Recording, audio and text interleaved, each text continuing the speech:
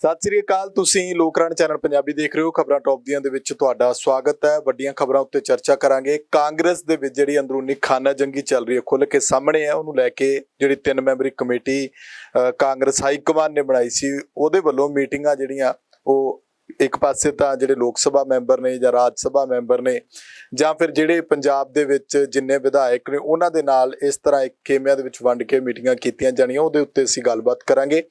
ਦੂਜਾ ਇਹ ਕਿ ਵਿਵਾਦਤ ਅਰਦਾਸ ਦੇ ਮਾਮਲੇ ਦੇ ਵਿੱਚ ਉਹ ਜਿਸ ਨੇ ਅਰਦਾਸ ਕੀਤੀ ਸੀ ਉਹਦੀ ਘਰ ਵਾਲੀ ਨੇ ਜਾ ਕੇ ਵਿਜੇ ਸਾਂਪਲਾ ਦੇ ਨਾਲ ਗੱਲਬਾਤ ਕੀਤੀ ਹੈ। ਚੇਅਰਮੈਨ ਨੇ SC/ST ਕਮਿਸ਼ਨ ਦੇ, ਉਹਨਾਂ ਨਾਲ ਗੱਲਬਾਤ ਕੀਤੀ ਹੈ ਕਿ ਇਸ ਮਸਲੇ ਦੇ ਵਿੱਚ ਸਾਨੂੰ ਇਨਸਾਫ ਦਿਵਾਇਆ ਜਾਵੇ। ਇਹ ਮਸਲਾ ਜਿਹੜਾ ਇਹਦੀ ਪੂਰੀ ਰਿਪੋਰਟ ਜਥੇਦਾਰ ਸ੍ਰੀ ਅਕਾਲ ਤਖਤ ਸਾਹਿਬ ਤੱਕ ਵੀ ਪਹੁੰਚ ਚੁੱਕੀ ਹੈ। ਉਹਨਾਂ ਨੇ BJP ਦੇ ਉੱਤੇ ਉਂਗਲ ਚੁੱਕੀ ਹੈ। ਇਸ ਸਭ ਦੇ ਉੱਤੇ ਅਸੀਂ ਗੱਲਬਾਤ ਕਰਾਂਗੇ। ਹੋਰ ਖਬਰਾਂ ਨਾਲੋਂ ਨਾਲ ਹੋਣਗੀਆਂ। ਮੇਰੇ ਨਾਲ ਸਿਆਸੀ ਮਾਹਰ ਡਾਕਟਰ ਭੀਮਿੰਦਰ ਸਿੰਘ ਮੌਜੂਦ ਨੇ। ਡਾਕਟਰ ਸਾਹਿਬ ਸਵਾਗਤ ਹੈ ਤੁਹਾਡਾ। ਬਹੁਤ ਬਹੁਤ ਸ਼ੁਕਰੀਆ, ਮਿਹਰਬਾਨੀ, ਧੰਨਵਾਦ ਸੁਖਿੰਦਰ ਜੀ। ਡਾਕਟਰ ਸਾਹਿਬ ਕਿਸ ਤਰ੍ਹਾਂ ਦੇਖਦੇ ਹੋ ਕਾਂਗਰਸ ਦੇ ਵਿੱਚ ਹੁਣ 3 ਮੈਂਬਰੀ ਕਮੇਟੀ ਜਿਹੜੀ ਹੈ ਉਹ ਇਸ ਮਸਲੇ ਨੂੰ ਸੁਲਝਾਉਣ ਦੇ ਲਈ ਪੰਜਾਬ ਦੇ ਵਿੱਚ ਜਾਂ ਲਾ ਲਓ ਜਿੱਥੇ ਵੀ ਉਹਨਾਂ ਨੇ ਮੀਟਿੰਗ ਕਰਨੀ ਹੈ ਕਾਮਯਾਬ ਹੋ ਜਾਏਗੀ ਜਾਂ ਨਹੀਂ ਹੋਏਗੀ? ਸੁਖਿੰਦਰ ਜੀ, ਪਹਿਲੀ ਗੱਲ ਤਾਂ ਇਹ ਹੈ ਕਿ ਹਾਈ ਕਮਾਂਡ ਨੇ ਬਹੁਤ ਲੰਮੇ ਸਮੇਂ ਤੋਂ ਇਸ ਮਸਲੇ ਨੂੰ ਲਟਕਾਇਆ ਔਰ ਆਪਾਂ ਨੂੰ ਵੀ ਪਤਾ ਹੈ ਕਿ ਬਹੁਤ ਸਮੇਂ ਤੋਂ ਇੱਕ ਮੰਗ ਉੱਠ ਰਹੀ ਸੀਗੀ ਹਾਈ ਕਮਾਂਡ ਨੂੰ ਇੰਟਰਫੀਅਰੈਂਸ ਕਰਨੀ ਚਾਹੀਦੀ ਹੈ ਪੰਜਾਬ ਦੇ ਮਸਲਿਆਂ 'ਚ, ਔਰ ਪੰਜਾਬ ਦੇ ਵਿੱਚ ਜੋ ਖਾਨਾ ਜੰਗੀ ਸ਼ੁਰੂ ਹੋ ਚੁੱਕੀ ਸੀ ਉਹਨੂੰ ਠੱਲ ਪਾਉਣ ਦੀ ਲੋੜ ਸੀ। ਪਰ ਮੈਂ ਵੀ ਫਿਰ ਵੀ ਕਹਾਂਗਾ ਕਿ ਦੇਰ ਆਏ ਦੁਰਸਤ ਆਏ, ਔਰ ਚੰਗੀ ਗੱਲ ਹੈ ਕਿ 3 ਮੈਂਬਰੀ ਕਮੇਟੀ ਬਣਾਈ ਗਈ ਹੈ ਹਾਈ ਕਮਾਂਡ ਦੇ ਰਾਹੀਂ। ਔਰ ਇਹਦੇ ਵਿੱਚ ਇਹਦਾ ਰਿਜ਼ਲਟ ਕੀ ਨਿਕਲੇਗਾ, ਪਹਿਲਾਂ ਤਾਂ ਇਹ ਸਮਝਣ ਦੀ ਲੋੜ ਹੈ ਕਿ ਇਹ ਸਮੱਸਿਆ ਹੈ ਕੀ ਹੈ। ਜਿੰਨੀ ਦੇਰ ਸਾਨੂੰ ਇਹ ਸਮੱਸਿਆ ਦੀ ਜੜ ਨੂੰ ਅਸੀਂ ਨਹੀਂ ਫੜਾਂਗੇ ਕਿ ਇਹ ਜਿਹੜਾ ਭਾਂਬੜ ਉੱਠਿਆ ਸੀਗਾ ਇਹਦੇ ਕਾਰਨ ਕੀ ਸੀਗੇ। ਇਹਦੇ ਕਾਰਨ ਬੁਨਿਆਦੀ ਤੌਰ ਤੇ ਇਹ ਸੀਗੇ ਕਿ ਜਦੋਂ ਤੋਂ ਕੈਪਟਨ ਸਾਹਿਬ 4.5 ਸਾਲ ਤੋਂ ਮੁੱਖ ਮੰਤਰੀ ਬਣੇ ਨੇ ਪੰਜਾਬ ਦੇ, ਉਦੋਂ ਤੋਂ ਲੈ ਕੇ ਹੁਣ ਤੱਕ ਕਿਤੇ ਨਾ ਕਿਤੇ ਕੋਈ ਨਾ ਕੋਈ ਸਵਾਲ ਉੱਠਦਾ ਰਿਹਾ ਹੈ। ਤੁਹਾਨੂੰ ਵੀ ਯਾਦ ਹੋਏਗਾ ਕਿ ਚਾਹੇ ਉਹ ਨਸ਼ਿਆਂ ਦੇ ਮੁੱਦਿਆਂ ਦੇ ਉੱਠਦਾ ਰਿਹਾ ਹੋਵੇ, ਚਾਹੇ ਘਰ ਘਰ ਨੌਕਰੀ ਦੇ ਮੁੱਦਿਆਂ ਦੇ ਉੱਠਦਾ ਰਿਹਾ ਹੋਵੇ, ਚਾਹੇ ਬਰਗਾੜੀ ਕਾਂਡ ਦੇ ਨਾਂ ਦੇ ਉੱਤੇ ਉੱਠਦਾ ਰਿਹਾ ਹੋਵੇ, ਕਿਤੇ ਨਾ ਕਿਤੇ ਕੈਪਟਨ ਸਾਹਿਬ ਦੇ ਉੱਤੇ ਸਵਾਲ ਜਿਹੜੇ ਨੇ ਵਿਦਿਨ ਕਾਂਗਰਸ ਉੱਠਦੇ ਰਹੇ ਸੀਗੇ ਸ਼ੁਰੂ ਤੋਂ ਲੈ ਕੇ। ਚਾਹੇ ਸੁਰਜੀਤ ਧਮਾਨ ਹੋਰਾਂ ਦੀ ਗੱਲ ਕਰੀਏ ਜਾਂ ਰਾਣਾ ਗੁਰਜੀਤ ਹੋਰਾਂ ਦੀ ਗੱਲ ਕਰੀਏ ਜਾਂ ਹੋਰ ਜਿਹੜੇ ਨੇ ਬਹੁਤ ਸਾਰੇ ਲੋਕ ਜਿਹੜੇ ਨੇ ਆਪਣੇ ਸਮੇਂ ਦੇ ਉੱਤੇ ਇਹ ਸਵਾਲ ਉਠਾਉਂਦੇ ਰਹੇ ਨੇ।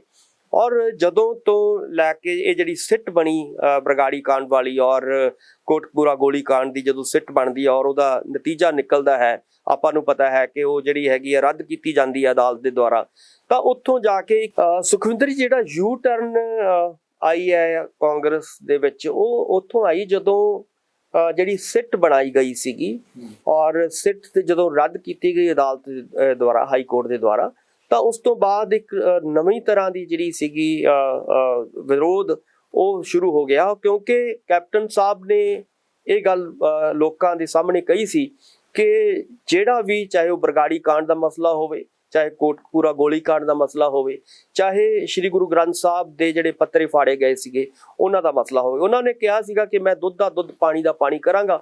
ਔਰ ਆਉਣ ਵਾਲੇ ਸਮੇਂ ਦੇ ਵਿੱਚ ਅੱਜ ਤੋਂ 4.5 ਸਾਲ ਪਹਿਲਾਂ ਉਹਨਾਂ ਨੇ ਕਿਹਾ ਸੀਗਾ ਕਿ ਜਿਹੜੇ ਵੀ ਲੋਕ ਇਹਨਾਂ ਕਾਂਡਾਂ ਦੇ ਵਿੱਚ ਜ਼ਿੰਮੇਵਾਰ ਨੇ, ਖਾਸ ਤੌਰ ਤੇ ਉਹਨਾਂ ਨੇ ਨਾਂ ਵੀ ਲਿਆ ਸੀਗਾ ਕਿ ਬਾਦਲ ਪਰਿਵਾਰ, ਜਿਹੜਾ ਉਹਨਾਂ ਨੇ ਕਿਹਾ ਸੀਗਾ ਮੈਨੂੰ ਲੱਗਦਾ ਕਿ ਬਾਦਲ ਪਰਿਵਾਰ ਜਿਹੜਾ ਹੈਗਾ ਉਹ ਜ਼ਿੰਮੇਵਾਰ ਹੈ ਔਰ ਉਹਨਾਂ ਨੂੰ ਮੈਂ ਸਲਾਖਾਂ ਦੇ ਪਿੱਛੇ ਦੇਵਾਂਗਾ। ਸੋ ਜਦੋਂ ਉਹ ਚੀਜ਼ ਨਹੀਂ ਵਾਪਰਦੀ ਔਰ ਉੱਥੋਂ ਇਹ ਲੱਗਦਾ ਹੈ ਕਿ ਬਾਦਲ ਪਰਿਵਾਰ ਔਰ ਕੈਪਟਨ ਸਾਹਿਬ ਮਿਲ ਗਏ ਨੇ, ਤਾਂ ਮੈਨੂੰ ਲੱਗਦਾ ਹੈ ਕਿ ਇੱਕ ਬੜਾ ਵੱਡਾ ਜਿਹੜਾ ਹੈਗਾ ਸੰਕਟ ਖੜਾ ਹੋਇਆ ਕਾਂਗਰਸ ਦੇ ਵਿੱਚ। ਔਰ ਉਸ ਤੋਂ ਬਾਅਦ ਲਗਾਤਾਰ ਗੱਲਾਂ ਵਾਪਰਦੀਆਂ ਰਹੀਆਂ ਔਰ ਇੱਕ ਤੋਂ ਬਾਅਦ ਇੱਕ ਮੰਤਰੀ, ਇੱਕ ਤੋਂ ਬਾਅਦ ਦੂਜਾ ਜਿਹੜਾ ਸੀਗਾ MLA, ਉਹਨਾਂ ਨੇ ਲਗਾਤਾਰ ਕੈਪਟਨ ਦੇ ਖਿਲਾਫ ਜਿਹੜਾ ਸੀਗਾ ਆਵਾਜ਼ ਚੁੱਕਣੀ ਸ਼ੁਰੂ ਕੀਤੀ। ਔਰ ਮਸਲਾ ਇੱਥੋਂ ਤੱਕ ਆ ਗਿਆ ਕਿ ਕੈਪਟਨ ਸਾਹਿਬ ਨੂੰ ਇਸ ਲਈ ਇੱਥੋਂ ਤੱਕ ਡਰਾਵਾ ਦੇਣਾ ਪੈ ਗਿਆ ਕਿ ਚਾਹੇ ਆਪਾਂ ਨੂੰ ਪਤਾ ਹੈ ਕਿ ਪ੍ਰਗਟ ਹੋਰਾਂ ਨੂੰ ਉਹਨਾਂ ਨੇ ਫੋਨ ਵੀ ਕਰਵਾਏ ਔਰ ਇਸ ਤੋਂ ਇਲਾਵਾ ਵਿਜੀਲੈਂਸ ਦੀਆਂ ਜਿਹੜੀਆਂ ਕਾਰਵਾਈਆਂ ਕਰਵਾਉਣੀਆਂ ਸ਼ੁਰੂ ਕੀਤੀਆਂ ਗਈਆਂ, ਇੱਕ ਤਰ੍ਹਾਂ ਦਾ ਡਰਾਵਾ ਦੇਣਾ ਸ਼ੁਰੂ ਕੀਤਾ ਗਿਆ। ਔਰ ਇਹ ਘਟਨਾਵਾਂ ਜਦੋਂ ਹਾਈ ਕਮਾਂਡ ਕੋਲ ਗਈਆਂ ਤਾਂ ਪ੍ਰਿੰਕਾ ਜੀ ਨੇ ਉਸ ਵੇਲੇ ਇੰਟਰਫੀਅਰੈਂਸ ਕੀਤਾ ਇਹਦੇ ਵਿੱਚ ਔਰ ਬਕਾਇਦਾ ਤੌਰ ਤੇ ਤੁਹਾਨੂੰ ਵੀ ਯਾਦ ਹੋਏਗਾ ਕਿ ਫੋਨ ਤੇ ਕੈਪਟਨ ਸਾਹਿਬ ਨੂੰ ਕਿਹਾ ਕਿ ਇਹ ਤੁਸੀਂ ਇਹ ਜਿਹੜਾ ਹੈਗਾ ਕਾਂਗਰਸ ਦਾ ਕਲਚਰ ਨਹੀਂ ਹੈ। ਸੋ ਉੱਥੋਂ ਤੁਸੀਂ ਦੇਖੋਗੇ ਕਿ ਜਦੋਂ ਇਹ ਵਿਰੋਧ ਚੱਲ ਰਿਹਾ ਸੀਗਾ ਤਾਂ ਕੈਪਟਨ ਸਾਹਿਬ ਨੂੰ ਇਹ ਪਤਾ ਲੱਗ ਗਿਆ ਕਿ ਮੇਰੀ ਪੋਜੀਸ਼ਨ ਹੁਣ 19 ਵਾਲੀ ਜਾਂ 17 ਵਾਲੀ ਨਹੀਂ ਰਹੀ। ਸੋ ਉੱਥੋਂ ਉਹ ਫਿਰ ਬੈਕਫੁੱਟ ਤੇ ਚਲੇ ਗਏ। ਕੈਪਟਨ ਸਾਹਿਬ ਦੀ ਜਿਹੜੀ ਕੋਟਰੀ ਸੀਗੀ, ਤੁਸੀਂ ਸਮਝੋ ਜਦੋਂ ਇਹ ਚੀਜ਼ਾਂ ਨੂੰ ਸਮਝਦੇ ਆ ਤਾਂ ਉਹਨਾਂ ਨੇ ਬੈਕਫੁੱਟ ਤੇ ਆਪਣੇ ਆ ਗਏ, ਔਰ ਬਾਕੀ ਜਿਹੜੇ ਵਿਰੋਧੀ ਧਿਰਾਂ ਸੀਗੀਆਂ, ਖਾਸ ਤੌਰ ਤੇ ਨਵਜੋਤ ਸਿੰਘ ਸਿੱਧੂ, ਚੰਨੀ ਸਾਹਿਬ, ਪ੍ਰਤਾਪ ਬਾਜਵਾ, ਦੁੱਲੋ ਸਾਹਿਬ, ਇਹਨਾਂ ਨੇ ਆਵਾਜ਼ਾਂ ਉਠਾਉਣੀਆਂ ਲਗਾਤਾਰ ਜਿਹੜਾ ਹੈਗਾ ਉਹਨਾਂ ਦੇ ਉੱਤੇ ਅਟੈਕ ਕਰਨਾ ਜਿਹੜਾ ਹੈਗਾ ਸ਼ੁਰੂ ਕੀਤਾ, ਔਰ ਉਹਦੇ ਇਵਜ਼ ਦੇ ਵਜੋਂ ਕੈਪਟਨ ਸਾਹਿਬ ਨੂੰ ਡਿਫੈਂਸਿਵ ਹੋਣਾ ਪਿਆ ਔਰ ਉਹ ਪਿੱਛੇ ਹਟ ਗਏ, ਬਾਕੀ ਸਾਰੀਆਂ ਚੀਜ਼ਾਂ ਉਹਨਾਂ ਨੇ ਚੁੱਪ ਹੋ ਗਏ।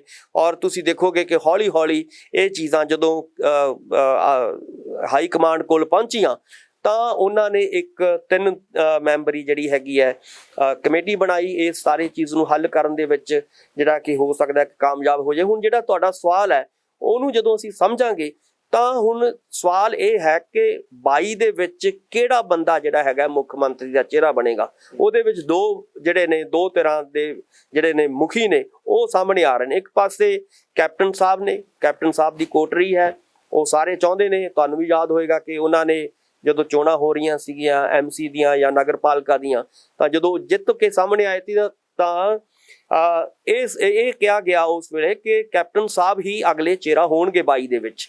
ਤਾਂ ਉੱਥੋਂ ਵੀ ਜਿਹੜਾ ਹੈਗਾ ਕਿਤੇ ਨਾ ਕਿਤੇ ਜਿਹੜਾ ਕਿ ਸਮੱਸਿਆਵਾਂ ਸ਼ੁਰੂ ਹੋ ਗਈਆਂ ਇੱਕ ਪਾਸੇ।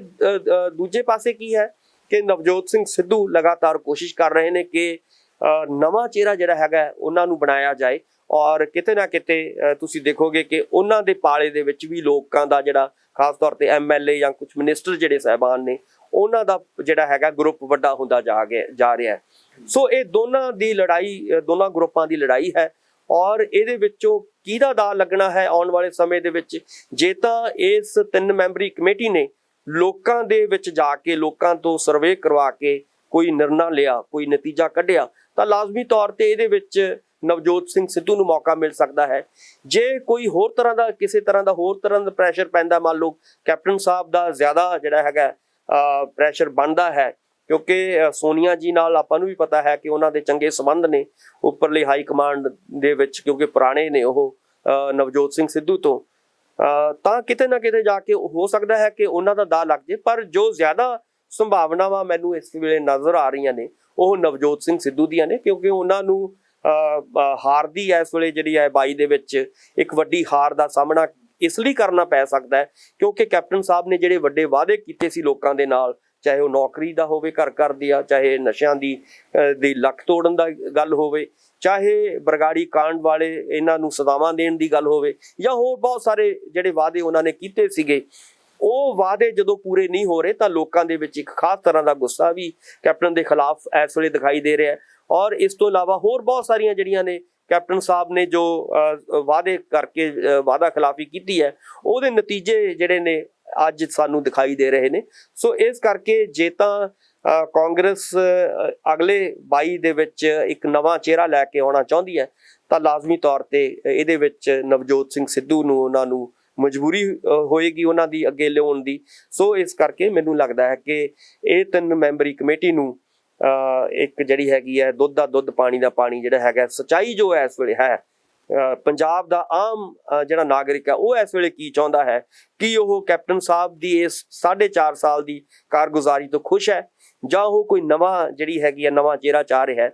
ਸੋ ਉਸ ਨੂੰ ਦੇਖ ਕੇ ਹੀ ਫੈਸਲਾ ਜਿਹੜਾ ਹੈਗਾ ਹਾਈ ਕਮਾਂਡ ਕਰੇਗੀ, ਔਰ ਉਮੀਦ ਇਹੀ ਕੀਤੀ ਜਾਣੀ ਚਾਹੀਦੀ ਹੈ ਕਿ ਨਵੇਂ ਚਿਹਰਿਆਂ ਦੀ ਭਾਲ ਜਿਹੜੀ ਹੈਗੀ ਹੈ ਕਾਂਗਰਸ ਨੂੰ ਜ਼ਿਆਦਾ ਹੈ ਜੀ। ਪਰ ਡਾਕਟਰ ਸਾਹਿਬ ਜਦੋਂ ਆਪਾਂ ਦੇਖਦੇ ਹਾਂ ਕਿ ਉਧਰਲੇ ਪਾਸੇ ਰਾਜਾ ਵੜਿੰਗ ਤੇ ਮਨਪ੍ਰੀਤ ਸਿੰਘ ਬਾਦਲ ਹੋਣਾ ਦਾ ਜਿਹੜਾ ਨਿੱਜੀ ਲਾ ਲਓ ਕਿ ਸੀਟ ਨੂੰ ਲੈ ਕੇ ਰੌਲਾ ਰੱਪਾ ਚੱਲਦਾ ਕਿ ਸ਼ਾਇਦ ਮਨਪ੍ਰੀਤ ਬਾਦਲ ਆਪਣੀ ਸੀਟ ਬਦਲ ਸਕਦੇ ਨੇ, ਹਰ ਥਾਂ ਦੇ ਉੱਤੇ ਜਿੰਨੇ ਵੀ ਇਹਨਾਂ ਦੇ ਵਿਧਾਇਕ ਨੇ ਸਾਰਿਆਂ ਨੂੰ ਆਪਣੀ ਕੁਰਸੀ ਦਾ ਖਤਰਾ ਹੈ ਕਿ ਅੱਗੋਂ ਜੇ ਸਰਕਾਰ ਜੇ ਆਉਣੀ ਵੀ ਹੈ ਤਾਂ ਕਿਤੇ ਸਾਡੀ ਨਾ ਟਿਕਟ ਕੱਟੀ ਜਾਏ। ਜਿਸ ਤਰੀਕੇ ਨਾਲ ਪ੍ਰਸ਼ਾਂਤ ਕਿਸ਼ੋਰ ਪਿੱਛੇ ਬੈਠੇ ਸਟ੍ਰੈਟਜੀ ਤਿਆਰ ਕਰ ਰਹੇ ਨੇ, ਲੱਗਦਾ ਹੈ ਕਿ ਇਹ ਸਾਰੇ ਇਕੱਠੇ ਰਹਿ ਸਕਦੇ ਨੇ। ਹੁਣੇ ਕਹਿੰਦੇ ਕਿ ਇਕੱਲੇ ਮੰਤਰੀਆਂ ਦੇ ਨਾਲ ਇਕੱਲੇ ਜਿਹੜੇ ਲੋਕ ਸਭਾ ਮੈਂਬਰ ਜਾਂ ਰਾਜ ਸਭਾ ਜਾਂ ਵਿਧਾਇਕ ਉਹਨਾਂ ਨਾਲ ਜਦੋਂ ਗੱਲਬਾਤ ਹੋਣੀ ਹੈ ਤਾਂ ਸਾਰੇ ਆਪੋ ਆਪਣਾ ਦੁੱਖੜਾ ਦੱਸਣਗੇ, ਪਰ ਸਾਰਿਆਂ ਨੂੰ ਇੱਕ ਗੱਲ ਤਾਂ ਪੱਕੀ ਹੋਏਗੀ ਕਿ ਸਾਨੂੰ ਟਿਕਟ ਮਿਲਣੀ ਚਾਹੀਦੀ ਕਾਂਗਰਸ ਦੀ। ਸੁਖਵਿੰਦਰ ਜੀ ਦੇਖੋ, ਜਦੋਂ ਤੁਸੀਂ ਪਾਰਟੀ ਨੂੰ ਇਕੱਠਾ ਕਰਨਾ ਹੁੰਦਾ ਹੈ ਤਾਂ ਜੇਕਰ ਤੁਹਾਡੇ ਕੋਲੇ ਚੰਗੀ ਲੀਡਰਸ਼ਿਪ ਹੈ ਉੱਪਰ ਜਿਹਦੇ ਹੱਥ 'ਚ ਤੁਸੀਂ ਕਮਾਂਡ ਦਿੰਦੇ ਹੋ ਤਾਂ ਲਾਜ਼ਮੀ ਤੌਰ ਤੇ ਉਹ ਪਾਰਟੀ ਇਕੱਠੀ ਰਹਿ ਸਕਦੀ ਹੈ। ਜੇ ਉੱਪਰ ਵੱਡੀ ਲੀਡਰਸ਼ਿਪ ਜਿਹੜੀ ਹੈਗੀ ਹੈ ਉਹ ਨਹੀਂ ਹੈ ਤੁਹਾਡੇ ਕੋਲੇ ਔਰ ਉਹ ਫਟੀ ਹੋਈ ਹੈ, ਜਿਵੇਂ ਮੰਨ ਲਓ ਆਪਾਂ ਨੂੰ ਪਿਛਲੀ ਪਾਰੀ ਦੇਖਦੇ ਹਾਂ ਕੈਪਟਨ ਸਾਹਿਬ ਦੀ 2002 ਔਰ 7 ਵਾਲੀ ਜਾਂ 17 ਔਰ 19 ਤੱਕ ਆਪਾਂ ਜਦੋਂ ਕੈਪਟਨ ਸਾਹਿਬ ਦਾ ਸਮਾਂ ਦੇਖਦੇ ਹਾਂ ਤਾਂ ਇਹਨਾਂ ਦੀ ਪਕੜ ਜਿਹੜੀ ਹੈਗੀ ਹੈ ਮਜ਼ਬੂਤ ਰਹਿੰਦੀ ਹੈ। ਇਹ ਲਗਾਤਾਰ ਪੰਜਾਬ ਦੇ ਵਿੱਚ ਵੀ ਵਿਚਰਦੇ ਨੇ ਔਰ ਪੰਜਾਬ ਦੀਆਂ ਸਾਰੀਆਂ ਜਿਹੜੀਆਂ ਖਾਸ ਤੌਰ ਤੇ ਜਿਹੜੀਆਂ ਕਾਂਗਰਸ ਦੀਆਂ ਬਾਕੀ ਜਿਹੜੀਆਂ ਹੈਗੇ ਜਥੇਬੰਦੀਆਂ ਨੇ ਉਹਨਾਂ ਦੀਆਂ ਜਾਂ ਕਾਂਗਰਸ ਪਾਰਟੀ ਦੇ MLA ਸਾਹਿਬਾਨ ਨੇ ਜਾਂ ਮਿਨਿਸਟਰ ਸਾਹਿਬਾਨ ਨੇ ਉਹਨਾਂ ਨੂੰ ਕਿਵੇਂ ਨਾ ਕਿਵੇਂ ਉਹ ਸੈਟੀਸਫਾਈ ਕਰਨ ਦੀ ਕੋਸ਼ਿਸ਼ ਕਰਦੇ ਆ। ਪਰ ਤੁਸੀਂ ਇੱਥੋਂ ਇਹ ਜਿਹੜੀ ਸਮੱਸਿਆ ਇਸ ਲਈ ਆਈ ਹੈ ਕਿ ਲਗਾਤਾਰ ਕੈਪਟਨ ਸਾਹਿਬ ਦੀ ਆਪਣੇ ਵਲੰਟੀਅਰਸ ਤੋਂ, ਆਪਣੇ MLA ਸਾਹਿਬਾਨ ਤੋਂ, ਆਪਣੇ ਮਿਨਿਸਟਰ ਸਾਹਿਬਾਨ ਤੋਂ ਜਦੋਂ ਦੂਰੀ ਬਣਾਈ ਗਈ ਤਾਂ ਇਹ ਸਮੱਸਿਆਵਾਂ ਹੌਲੀ ਵੱਧਦੀਆਂ ਗਈਆਂ। ਸੋ ਇੱਥੋਂ ਤੱਕ ਆ ਗਈਆਂ ਕਿ ਜਦੋਂ ਉਹਨਾਂ ਨੂੰ ਲੱਗਿਆ ਕਿ ਸਾਡਾ ਤਾਂ ਹੁਣ ਵਾਲੀ ਵਾਰਸੀ ਕੋਈ ਨਹੀਂ ਹੈ, ਜਿਹੜੇ ਤੁਸੀਂ ਸਵਾਲ ਪੈਦਾ ਕਰ ਰਹੇ ਹੋ ਉਹਦਾ ਮਤਲਬ ਇਹੀ ਹੈ ਕਿ ਅੱਜ ਕਾਂਗਰਸ ਦੇ MLA ਸਾਹਿਬਾਨ ਨੂੰ, ਅੱਜ ਕਾਂਗਰਸ ਦੇ ਮਿਨਿਸਟਰ ਸਾਹਿਬਾਨ ਨੂੰ ਇਹੀ ਲੱਗ ਰਿਹਾ ਕਿ ਸਾਡਾ ਹੁਣ ਬਾਂਹ ਕੌਣ ਫੜੇਗਾ 22 ਦੇ ਵਿੱਚ, ਸਾਡਾ ਵਾਲੀ ਵਾਰਸ ਕੌਣ ਹੋਏਗਾ। ਸੋ ਇੱਕ ਖਲਾ ਜਿਹੜਾ ਹੈਗਾ ਉਹ ਪੰਜਾਬ ਦੀ ਕਾਂਗਰਸ ਦੇ ਵਿੱਚ ਪਿਆ ਹੋਇਆ ਔਰ ਇਹ ਖਲਾ ਲੀਡਰਸ਼ਿਪ ਦੇ ਰਾਹੀਂ ਭਰਿਆ ਜਾਏਗਾ ਔਰ ਲੀਡਰਸ਼ਿਪ ਤਾਂ ਹੀ ਜੇ ਵਧੀਆ ਤਰੀਕੇ ਦੇ ਨਾਲ ਫੈਸਲੇ ਲਏਗੀ ਜੇ ਉਹਨੂੰ ਹਾਈ ਕਮਾਂਡ ਜਿਹੜੀ ਹੈਗੀ ਆ ਉੱਪਰੋਂ ਕੋਈ ਇਸ਼ਾਰਾ ਦੇਗੀ ਔਰ ਜੇ ਚੰਗਾ ਬੰਦਾ ਜਿਹੜਾ ਹੈਗਾ, ਚੰਗਾ ਲੀਡਰ, ਉਹਨਾਂ ਦੇ ਚੰਗੀ ਜਿਹੜਾ ਕਮਾਂਡਰ ਹੋਏਗਾ, ਚੰਗਾ ਕੈਪਟਨ ਹੋਏਗਾ, ਜੇ ਉਹ ਲਾਜ਼ਮੀ ਤੌਰ ਤੇ ਉਹ ਸਾਰਿਆਂ ਨੂੰ ਨਾਲ ਲੈ ਕੇ ਚੱਲੇਗਾ। ਪਰ ਜਿਸ ਤਰੀਕੇ ਨਾਲ ਡਾਕਟਰ ਸਾਹਿਬ ਸੁਖਪਾਲ ਖਹਿਰਾ ਦੀ ਵਾਪਸੀ ਦੀਆਂ ਚਰਚਾਵਾਂ ਚੱਲ ਰਹੀਆਂ, ਕੀ ਲੱਗਦਾ ਹੈ ਕਿ ਇੱਕ ਖਹਿਰਾ ਸਾਹਿਬ ਇੱਕ ਧੜਾ ਬਣਾ ਲੈਣਗੇ ਕੱਲ ਨੂੰ, ਜੋ ਆਮ ਆਦਮੀ ਪਾਰਟੀ 'ਚ ਹੁੰਦਾ ਰਿਹਾ, ਇੱਧਰ ਆ ਕੇ ਖਹਿਰਾ ਸਾਹਿਬ ਕਹਿ ਦੇਣ ਕਿ ਮੈਨੂੰ ਜੀ ਗ੍ਰਹਿ ਮੰਤਰਾਲਾ ਮੈਨੂੰ ਦੇ ਦਿਓ, ਫਿਰ ਇੱਧਰ ਫੇਰ ਰੌਲਾ ਰੱਪਾ ਸ਼ੁਰੂ ਹੋ ਜਾਣਾ? ਦੇਖੋ, ਜਿਹੜੀਆਂ ਇਦਾਂ ਦੀਆਂ ਇੱਛਾਵਾਂ ਹੁੰਦੀਆਂ ਨੇ ਇਹ ਹਰ ਪਾਰਟੀ ਚੱਲਦੀਆਂ ਰਹਿੰਦੀਆਂ ਨੇ। ਇਹਦੇ ਵਿੱਚ ਜਦੋਂ ਹੁਣ ਮੰਨ ਲਓ ਤੁਸੀਂ ਖਹਿਰਾ ਸਾਹਿਬ ਨੇ, ਐਂ ਤਾਂ ਹੋ ਸਕਦਾ ਕਿ ਕੱਲ ਨੂੰ ਦੂਸਰੇ ਜਿਹੜੇ ਹੋਰ MLA ਸਾਹਿਬਾਨ ਜਿੱਤਣਗੇ ਉਹ ਕੋਈ ਹੋਰ ਆਪਣੇ ਕੁਝ ਨਾ ਕੁਝ ਭਾਲਣਗੇ। ਬਟ ਇਹਦੇ ਵਿੱਚ ਦੇਖਣ ਵਾਲੀ ਇਹ ਹੁੰਦਾ ਕਿ ਜੇ ਤੁਹਾਡਾ ਕਮਾਂਡਰ ਠੀਕ ਹੈ, ਜੇ ਤੁਹਾਡਾ ਕੈਪਟਨ ਦਮਦਾਰ ਹੈ ਤਾਂ ਲਾਜ਼ਮੀ ਤੌਰ ਤੇ ਉਹਨਾਂ ਨੂੰ ਉਹਨਾਂ ਦੀ ਜਿਹੜੀ ਹੈਗੀ ਹੈ ਇੱਛਾ ਦਾ ਜਿਹੜੀ ਹੈਗੀ ਹੈ ਉਹਦੇ ਉੱਤੇ ਫੁੱਲ ਚੜਾਉਣੇ ਪੈਣਗੇ। ਸੋ ਇਸ ਕਰਕੇ ਚਾਹੇ ਖਹਿਰਾ ਸਾਹਿਬ ਹੋਣ ਆਉਣ ਵਾਲੇ ਦਿਨਾਂ 'ਚ, ਉਹ ਚਾਹੇ ਕਾਂਗਰਸ ਚਲੇ ਜਾਣ ਜਾਂ ਹੋਰ ਜਿਹੜੇ ਵੱਡੇ ਜਿਹੜੇ ਨੇ ਮੰਤਰੀ ਹੋਣ ਜਾਂ MLA ਸਾਹਿਬਾਨ ਹੋਣ, ਉਹਨਾਂ ਨੂੰ ਇੱਕ ਅਨੁਸ਼ਾਸਨ ਦੇ ਵਿੱਚ ਤਾਂ ਰਹਿਣਾ ਹੀ ਪਏਗਾ। ਇਹ ਗੱਲ ਪੱਕੀ ਹੈ ਕਿ ਜਿਵੇਂ ਆਪਾਂ ਨੂੰ ਪਤਾ ਹੈ ਕਿ ਖਹਿਰਾ ਸਾਹਿਬ ਦੇ ਉੱਤੇ ਇਹ ਅਕਸਰ ਦੋਸ਼ ਲੱਗਦੇ ਨੇ ਕਿ ਉਹ ਅਨੁਸ਼ਾਸਨ ਵਿੱਚ ਨਹੀਂ ਰਹਿੰਦੇ। ਕਿਸੇ ਵੀ ਪਾਰਟੀ, ਜਦੋਂ ਵੀ ਕਿਸੇ ਵੀ ਪਾਰਟੀ ਜਾਂਦੇ ਨੇ, ਚਾਹੇ ਉਹ ਪਹਿਲਾਂ ਕਾਂਗਰਸ 'ਚ ਸੀਗੇ, ਫਿਰ ਆਪ ਚਾਹੇ ਹੁਣ ਉਹ ਫਿਰ ਕਾਂਗਰਸ 'ਚ ਜਾਣਾ ਚਾਹੁੰਦੇ ਨੇ, ਉਹਨਾਂ ਦੀ ਸਮੱਸਿਆ ਇਹੀ ਹੈ ਕਿ ਉਹ ਜਿੰਨੀ ਦੇਰ ਅਨੁਸ਼ਾਸਨ ਨੂੰ ਭੰਗ ਕਰਦੇ ਨੇ ਕਿਸੇ ਵੀ ਪਾਰਟੀ ਨੂੰ।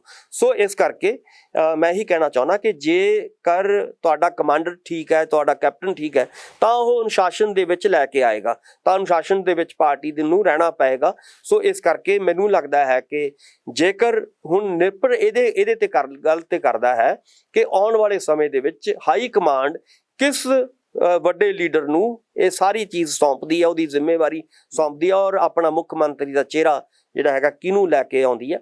ਸੋ ਉਹਦੇ ਤੇ ਮੁਨਸਰ ਕਰੇਗਾ ਆਉਣ ਵਾਲੇ ਭਵਿੱਖ ਦੇ ਵਿੱਚ। ਜੀ ਅਗਲੀ ਖਬਰ ਦੀ ਗੱਲ ਕਰਦੇ ਹਾਂ ਕਿ ਜਿਸ ਤਰੀਕੇ ਨਾਲ ਵਿਵਾਦਿਤ ਅਰਦਾਸ ਨੂੰ ਲੈ ਕੇ ਰੌਲਾ ਰੱਪਾ ਪੈ ਰਿਹਾ, ਜਥੇਦਾਰ ਸਾਹਿਬ ਤੱਕ ਵੀ ਹੁਣ ਇਹਦੀ ਸਾਰੀ ਰਿਪੋਰਟ ਪਹੁੰਚ ਗਈ। ਵੀਡੀਓਜ਼ ਜਿਹੜੀਆਂ ਉਹ ਸੋਸ਼ਲ ਮੀਡੀਆ ਤੇ ਕਾਫੀ ਵਾਇਰਲ ਹੋ ਰਹੀਆਂ ਨੇ, ਜੋ CCTV ਦੇ ਵਿੱਚ ਨਜ਼ਰ ਆ ਰਿਹਾ। BJP ਦੇ ਉੱਤੇ ਇਲਜ਼ਾਮ ਉਸੇ ਤਰ੍ਹਾਂ ਲੱਗ ਰਹੇ ਨੇ ਜਿਹੜੇ ਜਿਸ ਤਰੀਕੇ ਨਾਲ ਕਹਾਣੀ ਘੜੀ ਗਈ ਕਿ ਕੀ ਕੁਝ ਹੋਇਆ। ਹੁਣ ਉਸ ਜਿਹੜਾ ਮੁਲਜ਼ਮ ਹੈ, ਉਹਦੀ ਜਿਹੜੀ ਘਰ ਵਾਲੀ ਹੈ, ਉਹਨੇ ਜਾ ਕੇ ਵਿਜੇ ਸਾਂਪਲਾ ਤੱਕ ਪਹੁੰਚ ਕੀਤੀ ਹੈ। ਸਾਂਪਲਾ ਸਭ ਤੋਂ ਪਹਿਲਾਂ ਹੀ ਸਵਾਲ ਚੁੱਕਦੇ ਰਹੇ ਨੇ ਇਸ ਮਸਲੇ ਤੇ। ਸੁਖਵਿੰਦਰ, ਜਦੋਂ ਇਦਾਂ ਦੀਆਂ ਘਟਨਾਵਾਂ ਵਾਪਰਦੀਆਂ ਨੇ, ਇਹ ਕਦੇ ਵੀ ਕੋਈ ਏਜੰਸੀ ਦੇ ਰਾਹੀਂ ਜਾਂ ਪਾਰਟੀਆਂ ਦੀਆਂ ਜਿਹੜੀਆਂ ਵੱਡੀਆਂ ਪਾਰਟੀਆਂ ਨੇ ਉਹਨਾਂ ਦੇ ਇਸ਼ਾਰੇ ਤੇ ਗੱਲਾਂ ਹੁੰਦੀਆਂ ਨੇ। ਤੁਸੀਂ ਇਹ ਦੇਖੋਗੇ ਕਿ ਇਸ ਘਟਨਾ ਦੇ ਵਿੱਚ ਸ਼ਰੇਆਮ BJP ਜਿਹੜੀ ਹੈਗੀ ਹੈ ਉਹਦੀ ਦਖਲ ਅੰਦਾਜ਼ੀ ਨਜ਼ਰ ਆ ਰਹੀ ਹੈ ਕਿ ਉਹਦਾ ਕਾਰਨ ਇਹ ਹੈ ਕਿ BJP ਦਾ ਜਿਸ ਤਰ੍ਹਾਂ ਦਾ ਗ੍ਰਾਫ ਪਿਛਲੇ 6 ਮਹੀਨਿਆਂ ਦੇ ਵਿੱਚ ਪੰਜਾਬ 'ਚ ਗਿਰਿਆ, ਇਹਨਾਂ ਮੈਨੂੰ ਲੱਗਦਾ ਕਿ ਪਿਛਲੇ 60 ਸਾਲਾਂ 'ਚ ਨਹੀਂ ਗਿਰਿਆ ਹੋਏਗਾ ਉਹਨਾਂ ਦਾ। ਸੋ ਇਸ ਕਰਕੇ ਜਿਸ ਕਿਸਮ ਦੇ ਨਾਲ BJP ਦੇ MLA ਸਾਹਿਬਾਨ ਨੂੰ ਜਾਂ ਹੋਰ ਜਿਹੜੇ ਛੋਟੇ-ਮੋਟੇ ਲੀਡਰ ਨੇ ਉਹਨਾਂ ਦਾ ਵਿਰੋਧ ਹੋ ਰਿਹਾ ਔਰ ਉਹਦਾ ਨਤੀਜਾ ਇਹ ਨਿਕਲਿਆ ਹੈ ਕਿ BJP ਇਸ ਵੇਲੇ ਬੈਕਫੁੱਟ ਤੇ ਚਲੀ ਗਈ ਹੈ। ਉਹਨੂੰ ਲੱਗਦਾ ਹੈ ਕਿ ਪੰਜਾਬ ਦੇ ਵਿੱਚ ਸਾਡਾ ਜਿਹੜਾ ਹੈਗਾ ਸੁਪੜਾ ਸਾਫ਼ ਹੋਣ ਵਾਲਾ ਹੈ 22 ਦੇ ਵਿੱਚ, ਔਰ ਉਹਦਾ ਨਤੀਜਾ ਇਹ ਹੈ ਕਿ ਹੁਣ ਉਹ ਕਿਵੇਂ ਨਾ ਕਿਵੇਂ ਪੋਲਰਾਈਜੇਸ਼ਨ ਚਾਹੁੰਦੇ ਨੇ। ਪੋਲਰਾਈਜੇਸ਼ਨ ਉਹਨਾਂ ਕੋਲ ਇੱਕੋ ਹੀ ਹੈ ਕਿ ਲੋਕਾਂ ਨੂੰ ਵੱਖ-ਵੱਖ ਧਰਮਾਂ ਦੇ ਨਾਂ ਦੇ ਉੱਤੇ ਲੜਾਓ, ਚਾਹੇ ਉਹਨਾਂ ਨੂੰ ਜਾਤ ਪਾਤ ਦੇ ਨਾਂ ਦੇ ਉੱਤੇ ਲੜਾਓ, ਦਲਿਤ ਵਰਸਸ ਜਿਹੜੇ ਨੇ ਦੂਸਰੇ ਜਿਹੜੇ ਨੇ ਉਹ ਕਰ ਦਿਓ। ਸੋ ਇਸ ਕਰਕੇ BJP ਹੁਣ ਜਿਹੜੀ ਹੈਗੀ ਹੈ ਆਪਣੇ ਹਨੇਰੇ ਦੇ ਵਿੱਚ ਹੱਥ ਮਾਰ ਰਹੀ ਹੈ ਔਰ ਉਹਨੂੰ ਕੋਈ ਪਰ ਬਾਂਹ ਨਹੀਂ ਫੜਾ ਰਿਹਾ। ਸੋ ਇਹਦਾ ਮਤਲਬ ਹੈ ਕਿ ਆਉਣ ਵਾਲੇ ਸਮੇਂ ਦੇ ਵਿੱਚ ਇਦਾਂ ਦੀ ਉਹ ਜ਼ਰੂਰ ਹੋਰ ਵੀ ਕੋਸ਼ਿਸ਼ਾਂ ਕਰੇਗੀ, ਲੋਕਾਂ ਨੂੰ ਪੋਲਰਾਈਜੇਸ਼ਨ ਕਰਨ ਦੀਆਂ, ਲੋਕਾਂ ਨੂੰ ਫਾੜਨ ਦੀਆਂ, ਲੋਕਾਂ ਨੂੰ ਲੜਾਉਣ ਦੀ ਆਪਸ ਦੇ ਵਿੱਚ। ਪਰ ਉਹਨਾਂ ਦਾ ਜਿਹੜਾ ਹੈਗਾ ਇਦਾਂ ਦੀਆਂ ਕਾਰਵਾਈਆਂ ਸਗੋਂ ਉਲਟ ਪੈ ਸਕਦੀਆਂ ਨੇ, ਕਿਉਂਕਿ ਇਸ ਵੇਲੇ ਜਿਹੜਾ ਸੋਸ਼ਲ ਮੀਡੀਆ ਹੈ ਉਹ ਬਹੁਤ ਸਟਰੋਂਗ ਹੈ।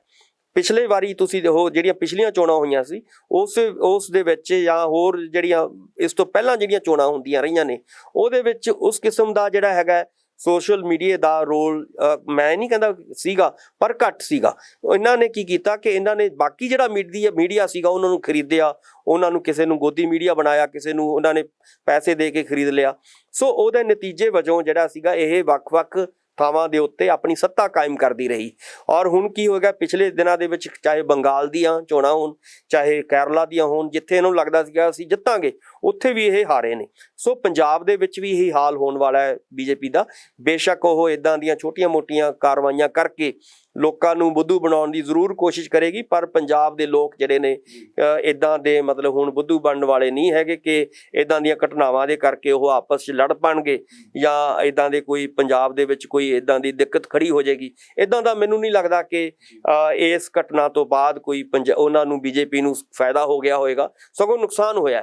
ਹੋਰ ਜਿਹੜਾ ਮਾੜਾ ਮੋਟਾ ਉਹਨਾਂ ਦੀ ਰਹਿੰਦ ਖੂੰਹਦ ਹੈ ਉਹ ਵੀ ਉਹਦੇ ਵਿੱਚ ਜਿਹੜੀ ਹੈਗੀ ਆ ਮਾਈਨਸ ਚਲੀ ਗਈ ਹੈ। ਸੋ ਆਉਣ ਵਾਲੀਆਂ ਜਿਹੜੀਆਂ 22 ਦੀਆਂ ਚੋਣਾਂ ਹੋਣਗੀਆਂ, ਇਹਦੇ ਵਿੱਚ ਬੇਸ਼ੱਕ ਉਹ ਕੋਸ਼ਿਸ਼ ਕਰੇਗੀ ਇਦਾਂ ਦੇ ਤਰੀਕੇ ਦੇ ਨਾਲ, ਪਰ ਹੋਰ ਉਹਦਾ ਜਿਹੜਾ ਗ੍ਰਾਫ ਹੈ ਆਉਣ ਵਾਲੇ ਦਿਨਾਂ ਦੇ ਵਿੱਚ ਹੋਰ ਡਾਊਨ ਜਾਏਗਾ। ਜਿੰਨੀ ਦੇਰ ਇਹ 3 ਕਾਲੇ ਕਾਨੂੰਨ ਵਾਪਸ ਨਹੀਂ ਹੁੰਦੇ, ਉਨੀ ਦੇਰ ਇਹ ਗ੍ਰਾਫ ਤੁਸੀਂ ਦੇਖਣਾ ਕਿ ਬਹੁਤ ਤੇਜ਼ੀ ਦੇ ਨਾਲ, ਕੱਲਾ ਪੰਜਾਬ 'ਚ ਨਹੀਂ, ਹੁਣ ਆਉਣ ਵਾਲੇ ਸਮੇਂ ਦੇ ਵਿੱਚ ਹਰਿਆਣੇ ਦੇ ਵਿੱਚ, ਯੂਪੀ ਦੇ ਵਿੱਚ, ਉੱਤਰਾਖੰਡ ਦੇ ਵਿੱਚ, ਝਾਰਖੰਡ ਦੇ ਵਿੱਚ ਤੁਸੀਂ ਦੇਖਣਾ ਕਿ ਲਗਾਤਾਰ ਬੀਜੇਪੀ ਜਿਹੜੀ ਹੈਗੀ ਆ ਉਹ ਡਾਊਨ ਜਾਏਗੀ। ਔਰ ਅਖੀਰ ਨੂੰ 24 ਦੇ ਵਿੱਚ ਜਿਹੜਾ ਹੈਗਾ ਮੋਦੀ ਦੀ ਜਿਹੜੀ ਹੈਗੀ ਆ ਫੂਕ ਨਿਕਲਣੀ ਹੈ। ਸੁਖਵਿੰਦਰ ਜੀ ਮੇਰਾ ਆਖਰੀ ਸਵਾਲ ਹੈ, ਕੀ ਲੱਗਦਾ ਹੈ ਕਿ ਕਾਂਗਰਸ ਦਾ ਕਲੇਸ਼ ਤੇ ਅਕਾਲੀ ਦਲ ਦਾ ਜਿਹੋ ਜਿਹਾ ਹਸ਼ਰ ਹੋ ਰਿਹਾ ਹੈ, ਬੀਜੇਪੀ ਦਾ ਅਸੀਂ ਦੱਸ ਹੀ ਚੁੱਕੇ ਹਾਂ, ਇਹ 'ਚੋਂ ਦਾ ਲੱਗ ਸਕਦਾ ਆਮ ਆਦਮੀ ਪਾਰਟੀ ਦਾ ਪੰਜਾਬ ਦੇ ਵਿੱਚ ਕਿ ਨਹੀਂ?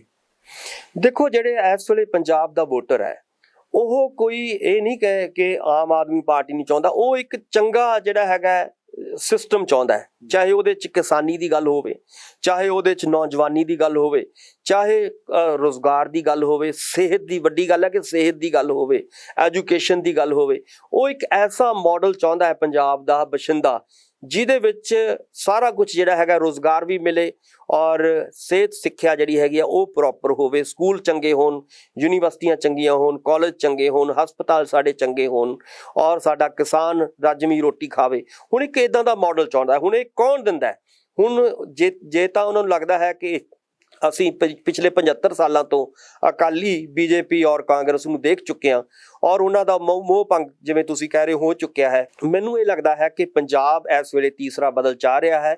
ਜੇਕਰ ਤੀਸਰਾ ਬਦਲ ਉਹਨਾਂ ਨੂੰ ਮਿਲਦਾ ਹੈ, ਉਹਨਾਂ ਨੂੰ ਨਜ਼ਰ ਆਉਂਦਾ ਹੈ, ਤਾਂ ਲਾਜ਼ਮੀ ਤੌਰ ਤੇ ਲੋਕ ਤੀਸਰੇ ਬਦਲ ਵੱਲ ਜਾਣਗੇ। ਜੀ ਸ਼ੁਕਰੀਆ, ਧੰਨਵਾਦ। ਸੋ ਮੇਰੇ ਨਾਲ ਮੌਜੂਦ ਸਨ ਸਿਆਸੀ ਮਾਹਰ ਡਾਕਟਰ ਭੀਮਿੰਦਰ ਸਿੰਘ। ਪੰਜਾਬ ਦੀ ਸਰਜ਼ਮੀਨ ਦੇ ਉੱਤੇ ਜਿਸ ਤਰ੍ਹਾਂ ਦੀ ਸਿਆਸਤ ਹੈ ਉਹ ਲਗਾਤਾਰ ਬਦਲ ਰਹੀ ਹੈ। 2022 ਆਉਂਦੇ ਬਹੁਤ ਕੁਝ ਬਦਲਣ ਵਾਲਾ। ਕਾਂਗਰਸ ਦੀਆਂ ਮੀਟਿੰਗਾਂ ਦੇ ਵਿੱਚੋਂ ਕੀ ਕੁਝ ਨਿਕਲਦਾ, ਨਵਜੋਤ ਸਿੱਧੂ ਕਿਸ ਤਰ੍ਹਾਂ ਦਾ ਰਸਤਾ ਤਿਆਰ ਕਰਦੇ ਨੇ, ਸਭ ਦੇ ਉੱਤੇ ਨਜ਼ਰ ਰਹੇਗੀ। ਤੁਸੀਂ ਆਪਣੇ ਵਿਚਾਰ ਕਮੈਂਟ ਜ਼ਰੂਰ ਕਰਿਓ। ਲੋਕ ਰਾਣੀ ਚੈਨਲ ਪੰਜਾਬੀ ਨੂੰ ਸਬਸਕ੍ਰਾਈਬ ਕਰੋ। ਮੈਨੂੰ ਇਜਾਜ਼ਤ ਦਿਓ। ਧੰਨਵਾਦ।